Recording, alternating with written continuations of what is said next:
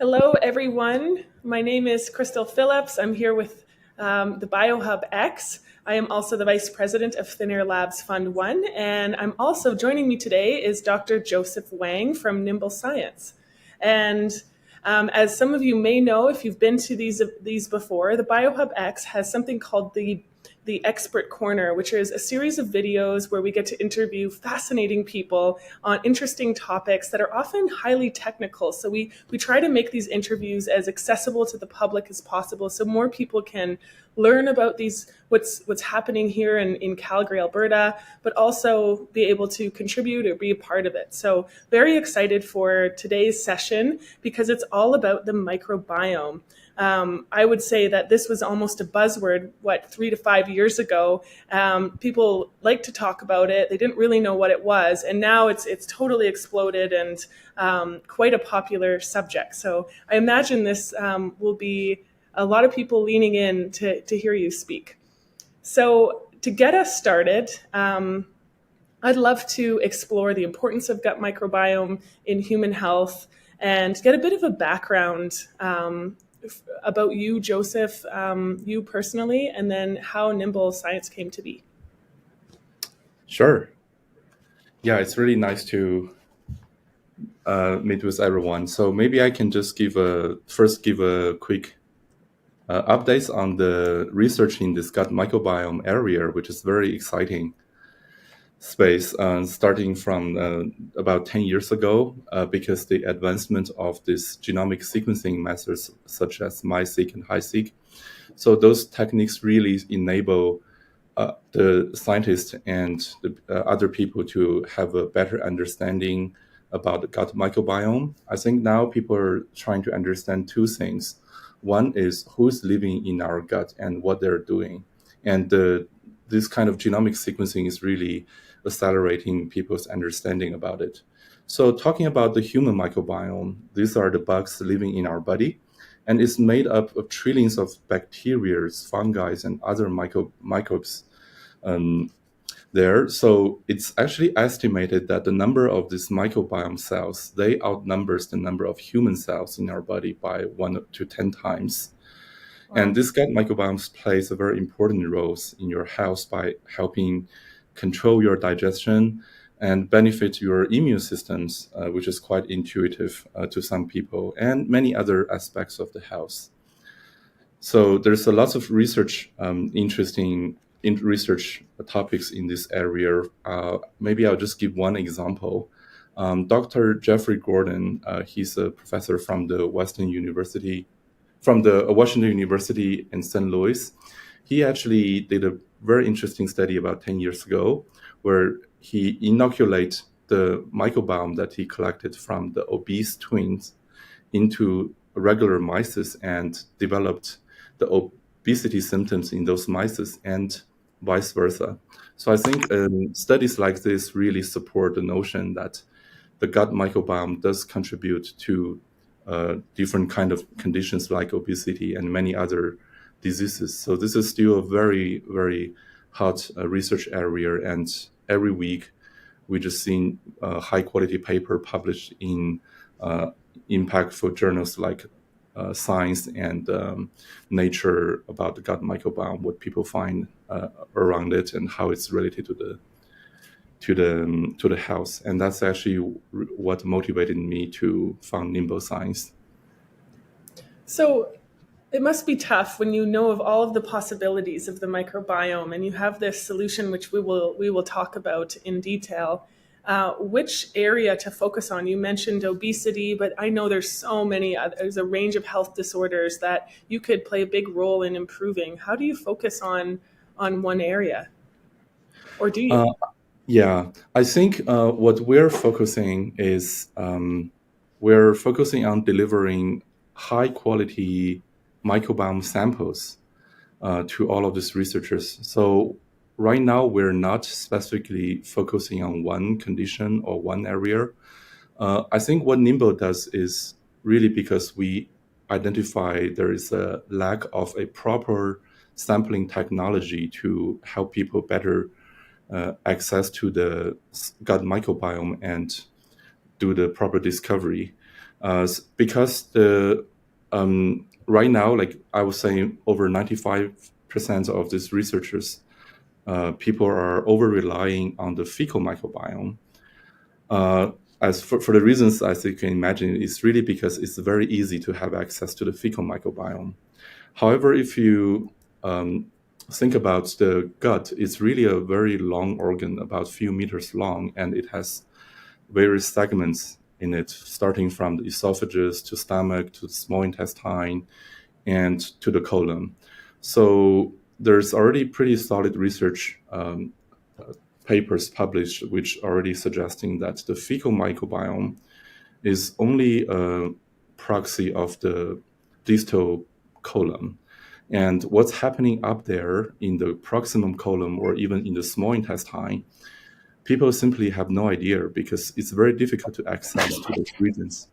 Yeah. Especially small intestine. It's sitting right in the middle of the gut, and you can't reach it using endoscopy from either end of the GI tract. And what's happening there, people have no idea. And small intestine is a very important organ for digestion because 90% of the food absorption happens in that area. What is living there, what the microbiome is playing a role in that organ, people don't know. So that's what Nimble is trying to provide a solution right now. Did you say 90% of food is absorbed in this small intestine? That's correct. Okay, Yeah. so this gives us exclusive access to the microbiome of just the small intestine. Exactly. That's what our capsule does. It's ingestible. So first of all, let me take a step back to introduce the product we're commercializing right now. It's called the SIMBA. And Dr. Wang, I would love it if you introduce a little about yourself as well. How did you, Okay. I mean, you said how you're inspired by this, but I know you have an impressive background, a personal story as to how this all got going. And then let's dive into the technical details. Sure. Yeah. So my dad, he is actually a gastroenterologist. He's still practicing medicine in China. So as you can imagine, I got used to listen to his medical practices, like what he does to the patients. Like there's a colonoscopy. These are the things I heard from him on our dining table. So I actually have my personal connection to this gastroenterology area. Even though this is not my PhD thesis, but I always stay focused on this area. So I think this is back in 2017 when I heard about gut microbiome from a magazine that I read. The first question that came to me is really, how do they collect the sample? I think that's a very common engineering question, can be easily raised by any engineer. So the more I learn about the way people are doing this research using the fecal sample, and the more I understand the limitation of that. And that's really what inspired me to provide this engineering solution to this field.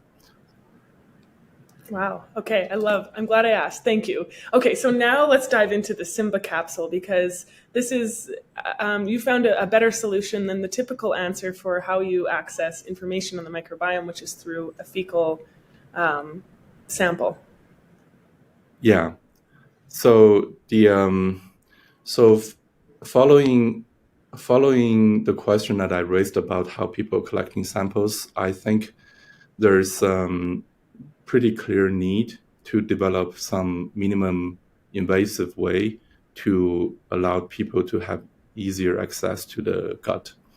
So quite obviously, I thought of developing some sort of capsule. So first of all, I wanted to design a MEMS-based capsule.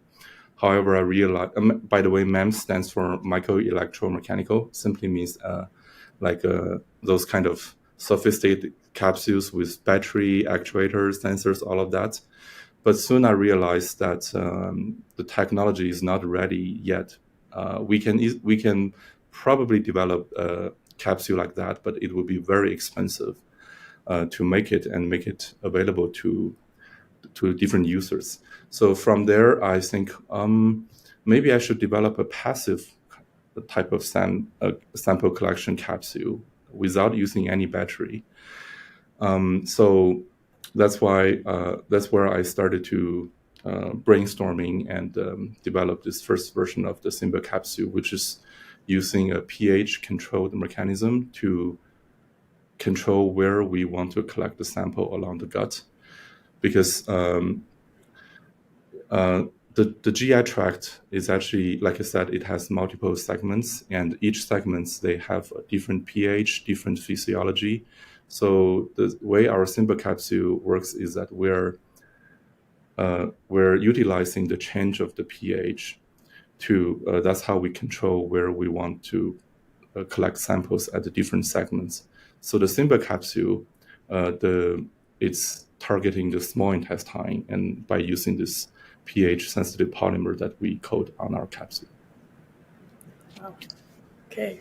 And so if you can do that with the small intestine, why would you then be able to do it on the large intestine? Yeah, I think we started with small intestine really because it's impossible to access this region right now. Like for colon, doctors can still use the colonoscopy to access the every segments of the colon. But small intestine, because it's so deep, the endoscopy couldn't reach every centimeter of the small intestine. Wow. And yeah. And I mean, this is much easier than both of those procedures. So Yeah, wow. we've in the last few years, after we found Nimble Science, we really stay focusing on prototyping the capsule. Back in when I first had my alpha prototype of a capsule, it's much bigger than the size of the capsule right now. So we really focus on miniaturize the capsule and doing the clinical validation. And I'm very glad that it's been working pretty well from our past few clinical studies. That's very exciting to hear. And with all of this data that you're collecting on the microbiome, how do you analyze it? What do you do with all that data? Yeah, it's really a novel type of sample that most of people have never even thought about seeing it, to be honest. That's what we hear from when we talk to many researchers and scientists around the world, because they get very used to analyze the fecal sample. In some studies, they collect the blood samples. But when we present this technology and the type of sample in front of them, it looks like they're not even ready for that. So the samples we're collecting right now from our capsule is a liquid small intestine fluid. So we can take these samples and send it for various kind of analysis, including microbiome genomic analysis. I think that's the technology we're focusing right now, because it can answer the two questions: who is living there and what they're doing. And slowly we're also expanding our different applications. We're sending our samples to look for small molecules like bile acids and the other small molecules we can find there. We're also sending our samples for proteomic analysis, trying to find out what kind of proteins that we can detect there. So really, we are seeing a lot of interesting bioinformation that people couldn't see from the fecal sample. Wow. Okay, so now you've sort of hinted at ideas of how on earth this can be applied into the real world, what kind of impact it can make. Can you discuss this further, how the diagnostic can contribute to personalized medicine and treatment? Yeah, I think there's lots of opportunities out there. And right now, like I said, because we find out that the medical and even the research community, they're still too early to even to think about using these capsules. I think right now our main focus is really to keep developing and expanding our multi-omic data sets that we can get from this capsule. And we build this multi-omic data sets. And from there, we also have this mandate to train the community to help them to understand what they can learn from this novel type of sample that was previously inaccessible. And And when you we're say hoping, community, sorry, when you say community, do you mean the research community, the clinical community, or the patients themselves? I mean for all, especially the clinical and the research community, because even for GI doctors who's been in this field many years, we feel like some of them, they're still not ready to take on this type of new samples and do the downstream analysis to help them to improve their patients management. And do you ever see it where this is something that would be directly available to patients to sort of implement themselves or kind of push on the system to demand for it? Yeah, Maybe in I the future? think we are actually seeing this capsules is actually being well received by the participants that we recruit in our clinical study. Because I'll just give an example. In one of our studies, we give our capsules to the participants, and in the meanwhile, we also give them some breath test kits, which is a type of non-invasive way people use to monitor the gut activity. We actually heard from our patients that they prefer to swallow a capsule rather than doing those breath tests. Wow. So we're getting some pretty nice feedback from our participants. And we're now trying to move ourselves forward with the regulatory pathway. We will try to get our device approval by Health Canada very soon. And once that's ready, this capsule will be available to the medical communities. Wow. And sorry, what was the timing on that? In the next couple months, I think we are wrapping up our technical reports, all the safety reports. We just only have the last few missing pieces we're putting together. And once the report is ready, we'll be submitting it to Health Canada. I imagine there's a lot of privacy concerns around this. How do you navigate all of the ethical and privacy practices in order to get the approvals necessary and then also be able to collect enough data to share with various communities? Yeah, that's a great question. So Nimble, we actually really stay focused on protecting the privacy of all the participants we recruit for our study. We follow the proper ISO standard to prevent any leakage of the personal privacy data from our company. In fact, I'll just give an example. We actually have one of our investors, they sign up for one of our clinical studies. And a few months later, when he asked me, like, I participated in this study and where's my report? And I don't even know that he registered for that study simply because we have built an internal firewall within our company that only the clinical operation team will be talking to the patients and get access to their data and get them managed. Even us, like from the other teams, we don't have access to those kind of data. So you have studies going on right now. Are you recruiting for these studies? Are they over? And what kind of studies are they? Yeah, like I said, we have finished 2 clinical studies in the last few years, and right now we have our third one that is, I think that's still ongoing. In this study, what we call it open SIMBA study, where we plan to recruit a total of 200 participants, including those who are healthy and those who have some specific GI diseases, including the IBS, IBD, and functional dyspepsia, celiac. The purpose of this study is really to gather inputs from these different disease groups, and we're hoping to establish a basic signature of the gut microbiome in these different disease groups. So I think that one we have already recruited about 70 to 80% of the participants, but we still have some room for anyone who's living in the Calgary area to participate. All you need is just to go to our website and put your contact information there in the express of interest form, and our clinical operation team will follow up with them and do a pre-screening to see if you're eligible for that. Oh, that's cool. We should definitely put that website in the chat for anyone who Yeah, wants that's a good to idea. apply. Yeah.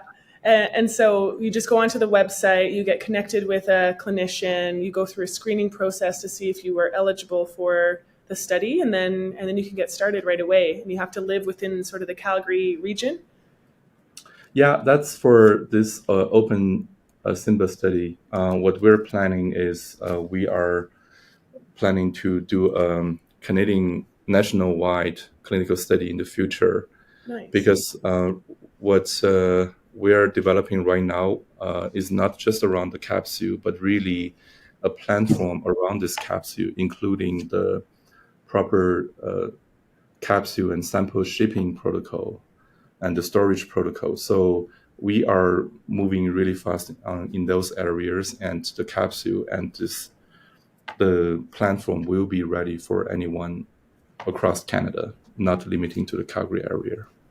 Wow, the things I don't even think of. You probably have to keep the capsule a certain temperature or packaged a certain way for travel. Yeah, that's actually quite challenging. I wanted to say, like, we're not the only player in this field, because we know there's several other companies around the world. Most of them, they are a spin-off from the university or a university lab. They're trying to develop this similar ingestible capsule.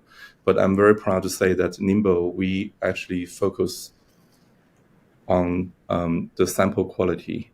It's not just about collecting a sample using a capsule device, but it's all this downstream sample preservation and sample protection technologies that we are actually very proud of to have in our design. And is that patented, or how do you stay ahead of that competition if there's others? Yeah, we did very thorough competitive analysis to understand who are the other players in this field, and we keep track of their development, their publication, and yeah, we are managing this part very actively. Okay. Would you say, I mean, this is, I guess, is one of the challenges / opportunities to set yourself apart from your competition when you're faced with the development of the diagnostic. Any other major challenges that you're facing that you're addressing right now? Yeah, I think, yeah, there's still some challenges. For example, like how we can make this entire capsule ingestion and the retrieval more user friendly. Yeah, like I said, it's not just about a capsule, but all these accessories. How can we help to our participants or the future users to better manage this capsule?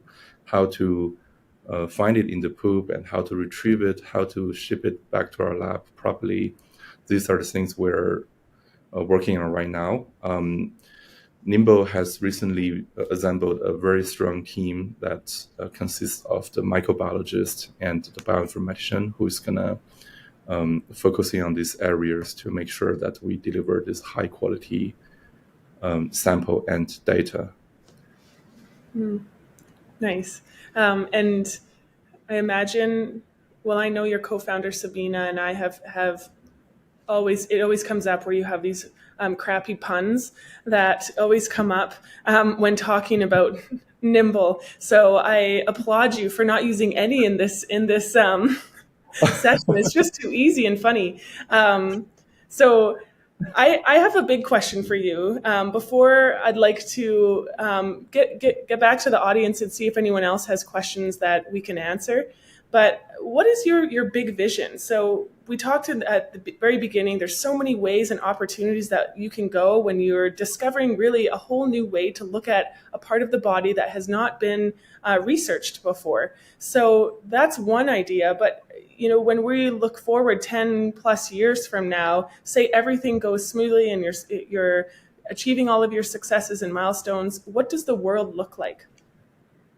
Yeah, I think my biggest vision of this company is that we are, like shown behind, is really to provide this unprecedented access to the GI tract. And we wanted to build not only the technology, but the information, the insights that um, we can deploy in many areas, not only just the research community, but as part of this clinical practice. Because it's really a platform technology that it has several different verticals that we can move on, um, including the diagnostics and even the personalized nutrition. Because we need to, I strongly believe that everyone's gut is different, and everyone's gut's reacting to the food and the drug differently. And that's what our technology and our data can find the answers to that, and that can better guide the diagnosis and the therapeutics in the future. And so you say diagnosis and therapeutics, and even beyond that. So there are severe and serious disorders, whether it's mental health or GI problems, cancer. What drugs are working or not working. But what about someone like myself who loves to experiment with my diet or make sure I'm on the right probiotic or things to optimize my health? Is that going to be a potential future opportunity? Yeah, it's actually happening right now. I forgot to mention that there's these few upcoming studies that we're planning. We're actually planning with our collaborators. Most of them, they're coming from the nutraceutical or food industries. So we find out the biggest question they wanted to answer using our capsule is what happened to their product after they're being ingested, because they simply couldn't find this answer from the fecal sample. The lack of this spatial accuracy is one aspect, because the information you get from the fecal, it cannot represent what's happening in the small intestine. But also there's lack of this timestamp, because you never know what the sample you collected from the stool, what is representing. Is it representing the food you took yesterday or like a week ago? You simply cannot tell that. So we're actually planning a few clinical studies with these collaborators where our participants, once they get recruited, they're gonna not only take our capsule to capture their baseline gut microbiome, but also they will participate in this different kind of interventions using our collaborators' products, whether it's a probiotic, prebiotic, or even some food supplements. And at the end of this intervention term, it could be 1 week, 4 week, or 8 week. We're gonna give them another set of capsules for them to take, and we will be able to capture this pre and post intervention data only from the small intestine using our technology. And we're hoping to demonstrate that we can capture the differences before and after this intervention, and that can inform our collaborators the efficacy of their product. Wow. So are you, with all of this information that you're gathering, all this research that's starting to emerge using the SIMBA capsule, are you aware of any gut bacteria, a population of gut bacteria that's associated with specific diseases? Are we there yet? We can make that leap. We're getting there very soon. Like I said, we currently assembled a team of microbiologists and bioinformaticians. So our focus right now is to really gather and consolidate all of this data that we previously got from our studies, and what we're gonna get from these future studies. So we're gonna consolidate into this database, and once this database is built and it gets filled with this data that we gather from different novel studies, and we will be able to do a deeper data mining to mine out some interesting insights that we couldn't get from the fecal microbiome. But yeah, I do want to share, we even using our current data, we're seeing some very interesting finding. I can give one example. In one of our early studies, we actually find out that there is a participant. He appears normal, like there's no GI symptoms. But when we analyzed his data, we actually find out there is this H. pylori. We detected H. pylori only in his capsule sample, not in his fecal sample. And we bring this information back to them, and this participant, he moved on to do a H. pylori breath test, and it shows positive. It's there's lots of this interesting findings from this novel data sets that we are seeing every day.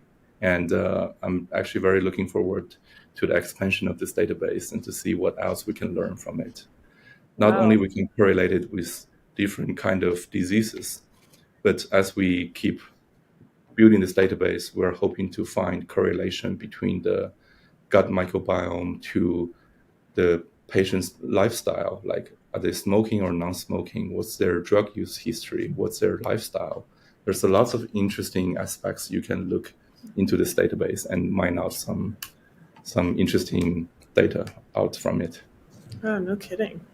Maybe you could even be testing elite athletes, be the new like doping screening process. Yeah. Who knows? Wow. Yeah. So many possibilities. That's so exciting. And what are you seeing for trends with the research? You're facilitating the ability to research, but what trends are you seeing? Where's the highest interest? Is there a certain area, disorder, or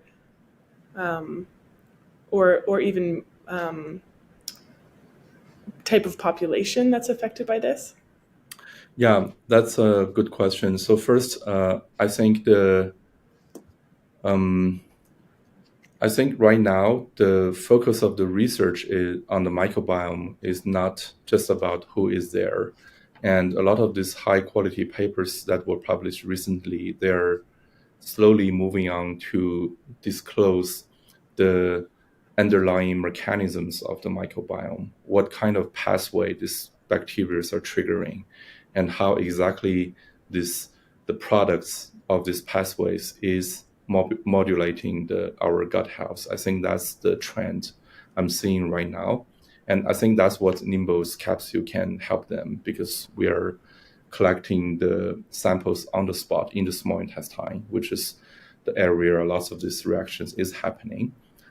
In terms of the indications, I think the main focus right now is still in the GI disease areas like IBS, IBD, celiac, but also there are many interesting research on the relationship between the gut microbiome to the mental disorders through this gut-brain axis. So we are actually doing one study with multiple sclerosis patients. We're also we're going to submit to Health Canada for an approval to do Parkinson's disease, and right now we actually have a OCD study trial ongoing. So you can see that this gut microbiome research is still everywhere. Wow. Yeah, that's exciting to hear. And what's the community like in the microbiome space? And isn't Calgary home to one of the largest germ-free lab facilities in the world? That must make us a bit of a hub for microbiome research. Yeah, absolutely. I wanted to say that Nimble really benefit a lot from the Calgary communities, like the International Microbiome Center that you just mentioned. In fact, I just come back from a meeting with them this morning.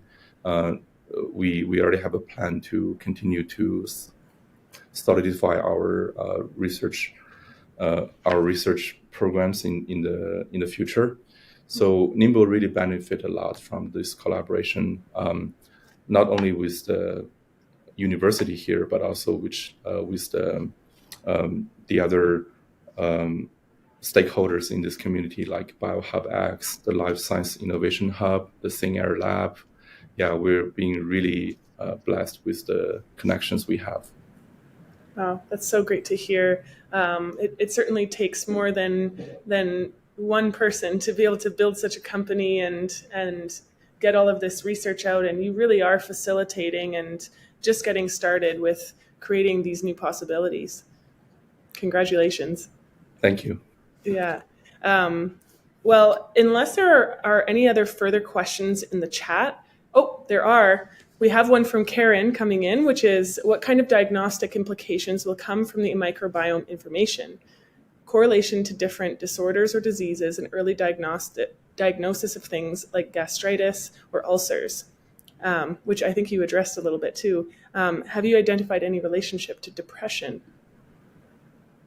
Yeah, like I said, we are. We already started to set up studies in this mental disorder area. We're going to start a clinical study very soon, not in Calgary, but in another country, working with another company in this depression area. And once that study is completed, we're hoping to see if there's any interesting biomarkers or anything that we can find that correlate the gut microbiome with depression.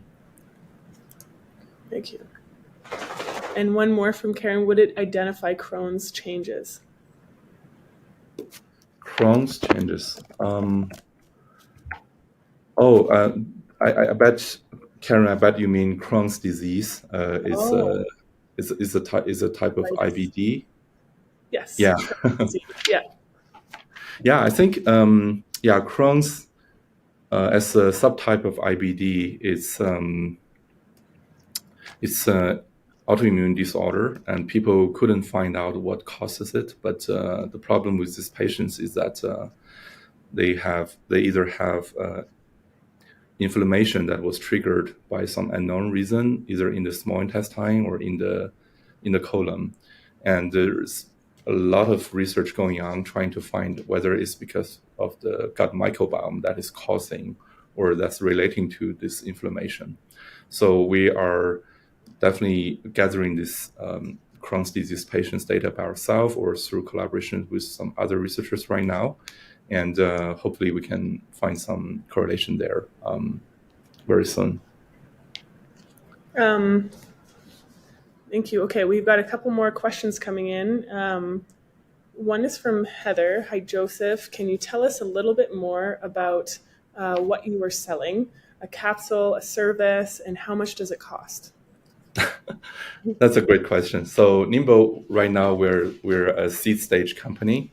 Right now we are selling these capsules to be used in the clinical studies.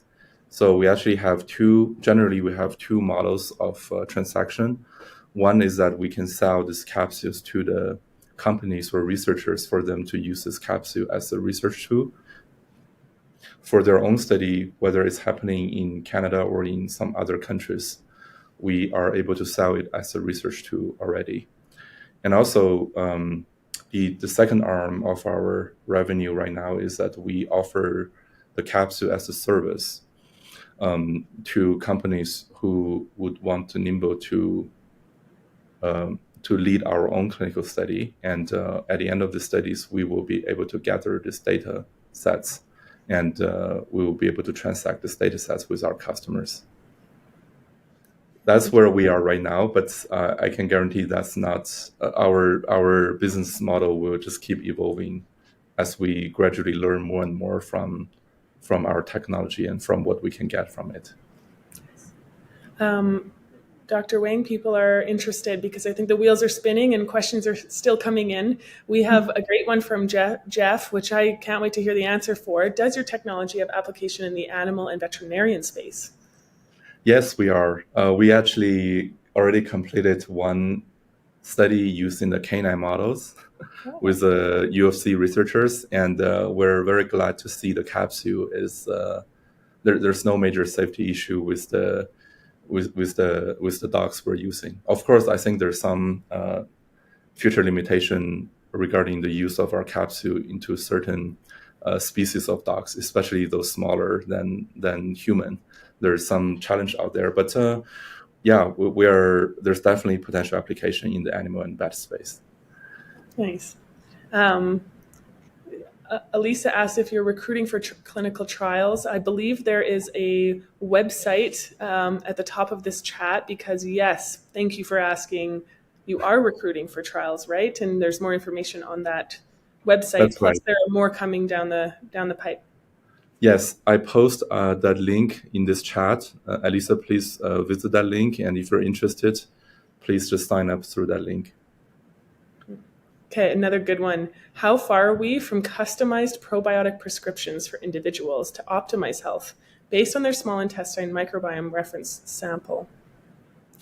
Yeah, I can speak a little bit on that. I think the probiotic industry, what we've learned is that in order for them to demonstrate that their probiotic is working, they need to answer some fundamental questions. For example, this one, whether their probiotics, is it colonizing in your gut?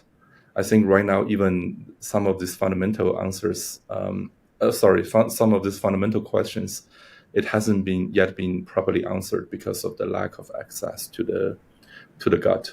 So that's why we're working with some of these companies right now and to help them to answer these fundamental questions. And once we can demonstrate their probiotic product has already colonized in our gut, and we can use our capsule to further understand, is it doing the things that it's supposed to do? Is it doing something beneficial to the health or not, or even it's doing some bad stuff? I think the capsule's able to, we can come up with some personalized approach to answer these questions because everyone's gut is different. Karen's wondering if you've published any information so far on your findings. Yeah, we are preparing 2 manuscripts. One's to be made available on our website very soon as a preprint, and the second one it is currently in draft, and we plan to send it out by the end of this month. It's really a nice summary. You're going to see the nice summary of what we have achieved in the last few years through these 2 manuscripts. And a follow-on question to that would be, would this be valuable for people to be tested following being on an antibiotic and the possible reduction of helpful microbiome? Yeah, absolutely. The antibiotics, I think what I hear from the clinical community is that right now there's an overuse of these antibiotics, even though it kills maybe it kills the pathogenic bacteria, but the impact of these antibiotics to the gut as a system, I think there's still a lot of question to be answered. Good call. So Heather's wondering, you talked about the competition. She's wondering if it's worldwide or more focused in North America, and who are your competitors and how far ahead are you? Yeah. We do see there are companies all around the world who is trying to develop a capsule-based technology using different approaches. Some are using those MEMS-based active sampling. Some are using this passive-based sampling. We are actively tracking them. They're all over the world. And I would like to reinstate Nimble's focus right now is not just about developing the sampling mechanism, but in how we are preserving and protecting our samples to make sure we're delivering this high quality samples to our users in order to generate high quality data. I think that's our unique advantage right now. These are good questions. Okay, one more. Can you share any plans to develop this further into a test available to consumers? Yeah. So through working with all of these collaborative projects with our collaborators or either by Nimble, we are trying to operationalize Nimble's team and get ourselves ready to deliver a product that's targeting the consumers. I think this not only including the capsule manufacturing, but like I said, this is a big project. We need to operationalize our team in regarding to the sample shipping, storage, and also how to properly develop a LDT, a lab-based diagnostic technology, to properly process our samples to make an accurate diagnosis. So we are on our way there. Nice. Alex is wondering, where are you collecting in the small intestine?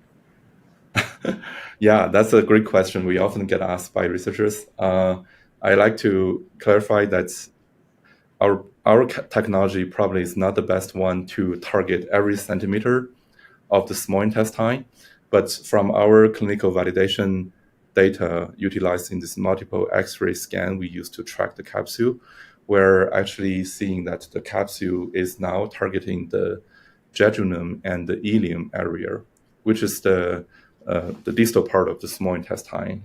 This is also the area where the endoscopy couldn't reach right now. Nice. Okay, another one from Heather. Do you know where you collect in the small intestine, and how do you know make sure where you have collected? Yeah. So in our clinical validation, like I said, we use the X-ray tracking. It's a low-dose X-ray, multiple X-ray tracking. We are able to see the change of our capsule shape in the X-ray to determine where the sample is collected. In the future, I think this kind of X-ray methods is definitely not scalable. So we're hoping to identify if there's any interesting biomarker from the samples. For example, any specific metabolites or even microbiomes we can use to determine the sample collection location. Mm-hmm. Great. And of course, we couldn't do that without gathering a significant amount of the data. Mm-hmm. Okay, well, that is, we are coming to the end here, and thank you so much for everyone who's been asking fascinating questions. Thank you, Dr. Joseph Wang, for not only giving your time today, sharing a lot of insights and expertise, but also helping us answer who on earth is living in our gut and what on earth are they doing in there. Very important questions to be asking for not only diagnostics, but also for being able to create new treatments for very serious disorders, but then also to help promote optimal health in people who want to continually tune and tweak their diets, their lifestyle to achieve optimal health. So thank you so much again for all of this work. We are all cheering you on to the finish line, and hope that we get to see your progress along the way and celebrate with you. Any other final words before we end it today? No, thank you very much, Crystal, for hosting this session. Yeah, it's my honor to be here and share Nimble's progress and share my personal journey along this road. It's really nice to meet everyone in this chat today. Thank you. Okay, well, there will be a recording later for anyone who's missed this and you want to tell your friends about this, and have a great rest of your day. Thank you. Bye-bye. Thank you. See you.